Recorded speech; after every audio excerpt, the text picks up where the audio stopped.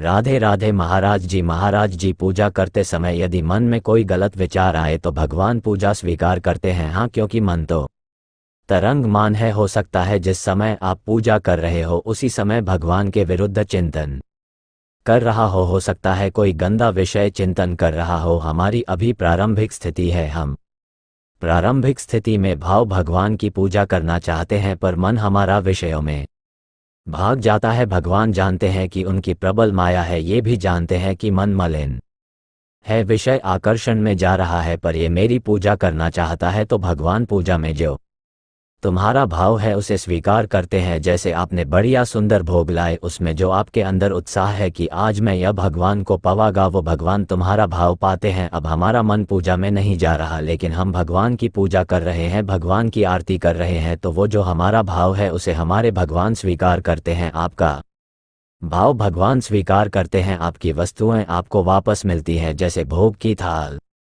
भगवान को अर्पित करते हैं तो वापस आ जाती है, ना एक कोरा भगवान नहीं पाते, लेकिन आपका भोग लग गया, भगवान ने पाया। क्या जो आपने भोग बनाते समय भाव किया, जो भोग लगाते समय भाव किया, भगवान कहते भाव का भूखा हूं मैं। भगवान पदार्थों के थोड़ी भूखे तो नाशवान पदार्थ है जो 6 घंटे में मल बन जाते हैं। भला सच्चिदानंद भगवान को कैसे प्यारे हो सकते हैं, पर अगर एक पत्ता भी तुलसी का भाव से दे तो भगवान उसे भी स्वीकार करते हैं।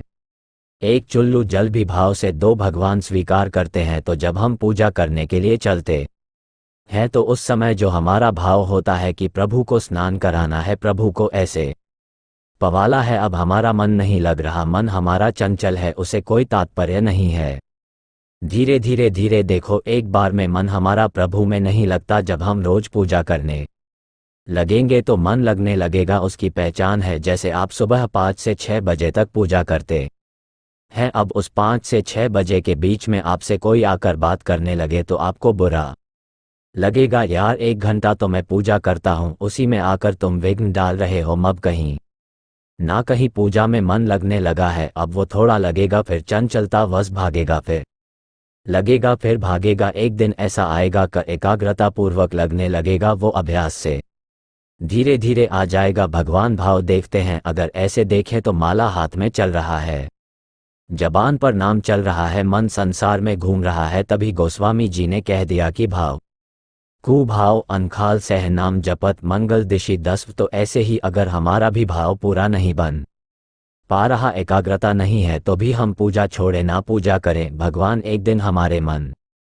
को लगा देंगे, भगवान एक दिन हमारे जो पूजा की भावना है उसको परिपक्व कर देंगे। लगा रहे अगर अभ्यास बराबर किया जाए तो जैसे बड़ा पत्थर रखा होता है सिल और उससे पानी खींचा जाता था कुएं में तो उस रस्सी में निशान पड़ जाता था, तो बार बार हम पूजा करेंगे तो हमारे मन में संस्कार बन जाएंगे पूजा के, और वो भागना बंद कर देंगे। जो गलत संस्कार वो नष्ट हो जाएंगे और एकाग्रता होने लगेगी। हमें उबना नहीं है, पूजा बराबर चलानी है और उस पूजा का फल निश्चित मिलेगा। जो मन लगने पर मिलता वो बिना मन लगने पर भी मिलेगा, क्योंकि भगवान जान रहे हैं सर्वज्ञ, ये मेरे लिए बैठा है, यह मेरे लिए पूजा कर रहा है, ये मेरे लिए भाव कर रहा है। तो भगवान भाव को देखते हैं, क्रियाओं को नहीं देखते हैं। इसलिए ज्यादा उसमें नास्तिकता वाला भावना आ जाए, नकारात्मक भावना आ जाए कि हमारा मन तो लगता नहीं तो पूजा हमारी बेकार, ऐसे लोगों से प्रश्न भी ना करें जो समझ में नहीं परिपक्व हुए। एक एक चेष्टा का फल मिलेगा, मन लगे या ना लगे।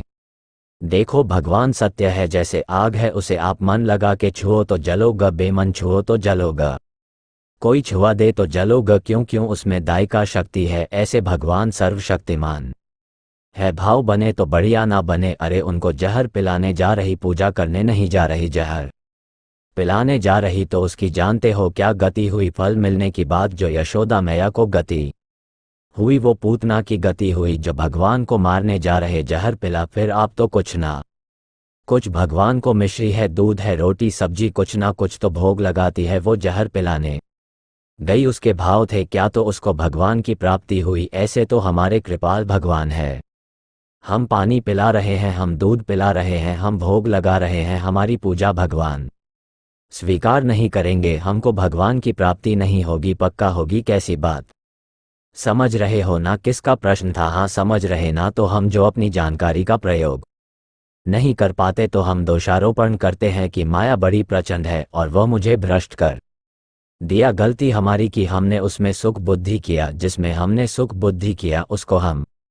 कह देते हैं माया बड़ी प्रचंड है और मैं मारा गया। नहीं तो ऐसा नहीं है। जैसे आज तक कभी शराब में श्रद्धा नहीं है, कभी कोई चर्चा नहीं है, पीने की, रखने की, देखने की, सूंघने की कोई चर्चा नहीं, मानस में श्रद्धा नहीं, कोई चर्चा, लेकिन वैसे बराबर उसी लाइन का पाप है, वह विचार उसी लाइन का पाप है। एक पंक्ति में जैसे रखा हुआ महापाप है मदिरापान, दत्त कीड़ा, मानस भक्षण, हिंसा, वैसे ही परस्त्री गमन, क्या इसको भी इसी कोड से देखा जाता है? नहीं। आप देख लीजिए, जिसको हम दोष वृत्ति से देखे तो छोड़ दिए, जैसे भाई बोले छोड़ दिए, इसको दोष वृत्ति से कहाँ देखा जाता है, इसको सुख बुद्धि से देखा जाता है।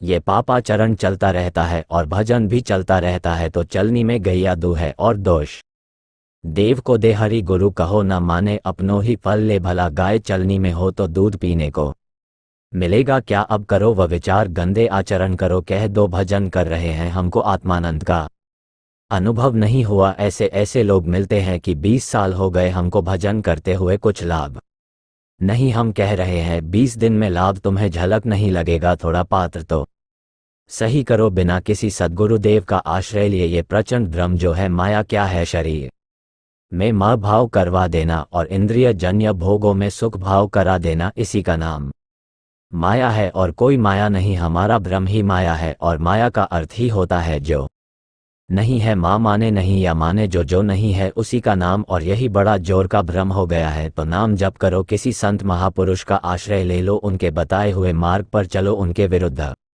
आचरण ना करो तो बढ़िया मार्ग प्रशस्त हो जाएगा। भगवान की कृपा से आप जान जाओगे कोई माया नहीं, कोई माया परास्त करने वाली नहीं। कहाँ किसी को माया दिखाई दी? क्या हमें बताओ किसी को माया आज तक मिली हो, दिखाई दे हो? आपका जो भ्रमारा माया है, आप जो गलत कर बोले माया बड़ी प्रचंड है, हमको परास्त कर दिया। माया बड़ी प्रचंड का मतलब तुम्हारा भ्रम बड़ा प्रचंड है कि इस इंद्रिय जन भोगों में अधर्मा आचरण करते हुए विचरण कर रहे हो। गुरु चरणों का आश्रय लो, उसको छोड़ दो, खत्म हो गया। जो माया सब जग न चावा और जास चरित लख कहु न पावा, उसका चरित्र यही है कि वो ब्रह्म में सुखों में जहाँ है नहीं, लेकिन दिखाई दे रहा है मनुष्य को फंसाए हुए, जीवों को फंसाए हुए। ये संत महात्मा जब गुरु कृपा से बात जान जाते हैं, उसी में रहते हुए निर्विकार रहते हैं। जैसे एक भुना हुआ चना है और एक सादा चना है, तो सादा चना को जब पानी और रज मिलेगी, मिट्टी, तो अंकुरन हो जाएगा, लेकिन भुने चना को नहीं। तो जिसे ज्ञान अग्नि के द्वारा अपनी वासनाओं को भस्म कर दिया, वह भुना हुआ चना है। वैसे ही सब परिवार घर में रहते हुए भी उसमें कोई फर्क नहीं है। तो हमारा ज्ञान जो है, इसका प्रयोग हो जाए, इसके लिए हमें खूब नाम जप करना है भैया। बिना नाम जप के कुछ हमारे हर प्रश्न का आखिरी उत्तर नाम जप है, क्योंकि भजन के बिना कुछ भी नहीं होना है। चाहे जितना आप शास्त्र ज्ञान पढ़ लो, चाहे जितना प्रवचन दे लो, चाहे जितना प्रवचन सुन लो, जब तक आप मनन नहीं करोगे, भगवत चिंतन नहीं करोगे, नाम जप नहीं करोगे, तब तक आप में आध्यात्मिक विकास नहीं होगा। जब तक आध्यात्मिक विकास नहीं, तब तो ब्रह्म परा करता रहेगा। इसलिए हमारी प्रार्थना है, खूब नाम जप करो, सत्संग सुनो, शास्त्रों का स्वाध्याय करो और जो ज्ञान है उसके अनुसार चलने की चेष्टा करो।